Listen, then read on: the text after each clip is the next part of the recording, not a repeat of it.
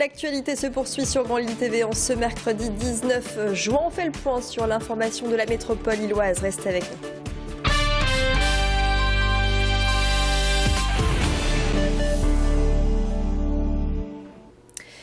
Et pour débuter ce flash, ce rappel, attention à cette alerte orange dans le département du Nord. Dans les prochaines heures, des orages, averses et rafales de vent allant jusqu'à 80 km/h seront d'actualité. Alors restez vigilants, surtout sur les routes. L'alerte orange vaut jusqu'à la nuit prochaine et dès demain, l'atmosphère lourde va laisser place à des températures qui vont chuter.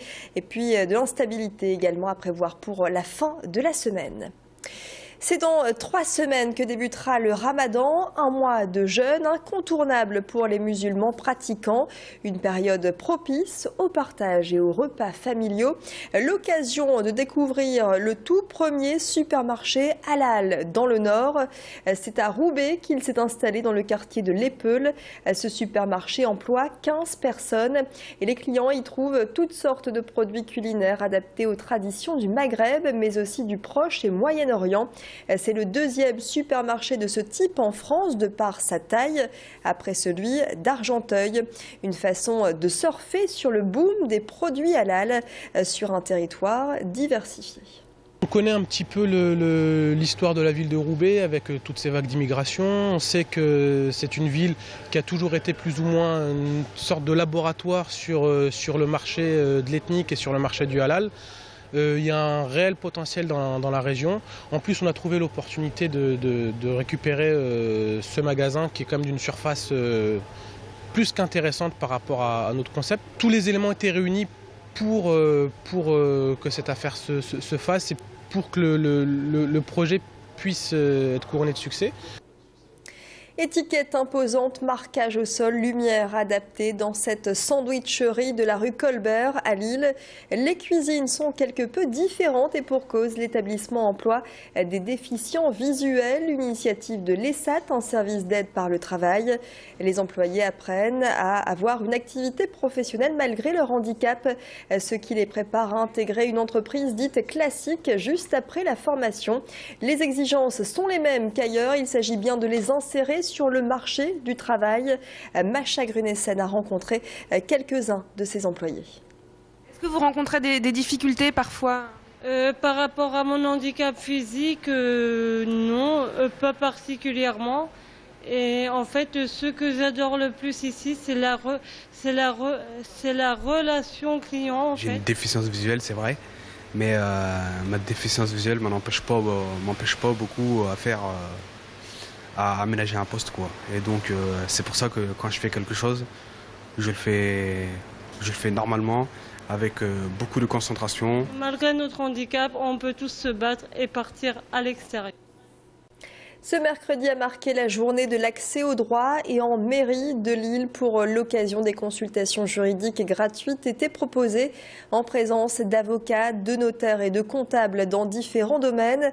Une aubaine pour faire valoir ses droits et connaître les moyens de bien engager une procédure judiciaire.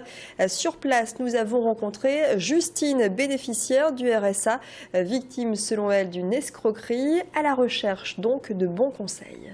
J'ai décidé de venir ici parce que j'ai été victime d'une escroquerie par rapport à une auto-école. Donc je viens de donner un petit coup, je viens essayer de trouver quelqu'un qui puisse m'épauler et m'aider parce que je me sens vraiment abandonnée, on va dire. J'ai perdu mon emploi pour des problèmes de santé, ça a été très difficile. Aujourd'hui, je suis bénéficiaire du RSA et trouver un avocat gratuit, c'est quelque chose de très très bien et ça devrait être beaucoup plus souvent.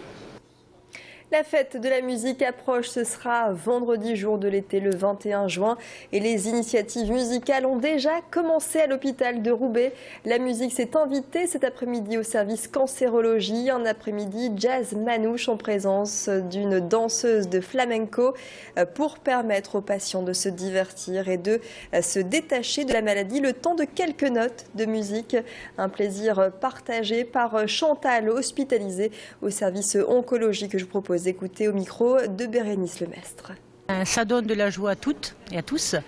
Ça nous aide beaucoup moralement. C'est une journée exceptionnelle vu que les malades ne peuvent pas sortir beaucoup. On se force à sortir de soi-même quand on n'a pas le moral, qu'on a vraiment des dépressions. Ça change parce qu'on peut rencontrer des personnes malades comme nous Ça nous aide beaucoup, beaucoup moralement et j'espère que ça continuera comme ça.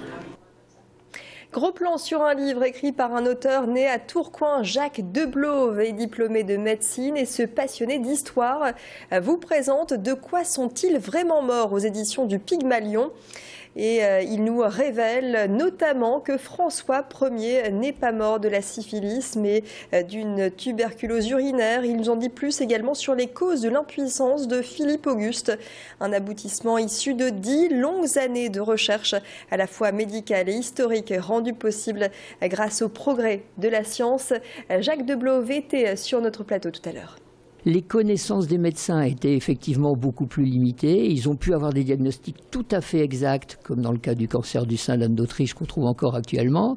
Dans d'autres cas, ils sont passés à côté, je dirais, du diagnostic parce qu'il était soit pas connu à cette époque-là, soit on gardait les données traditionnelles des médecins, d'Hippocrate, de Galien, de ces choses-là. Donc voilà, ça dépend un petit peu de chaque cas. Ce qui est intéressant, c'est de pouvoir comparer des cas où certains médecins sont vraiment passés à côté, où on fait des erreurs, et d'autres où c'était uniquement par impossibilité d'avoir les ressources thérapeutiques actuelles. Et l'information se poursuit sur Grand Lille TV, restez avec nous.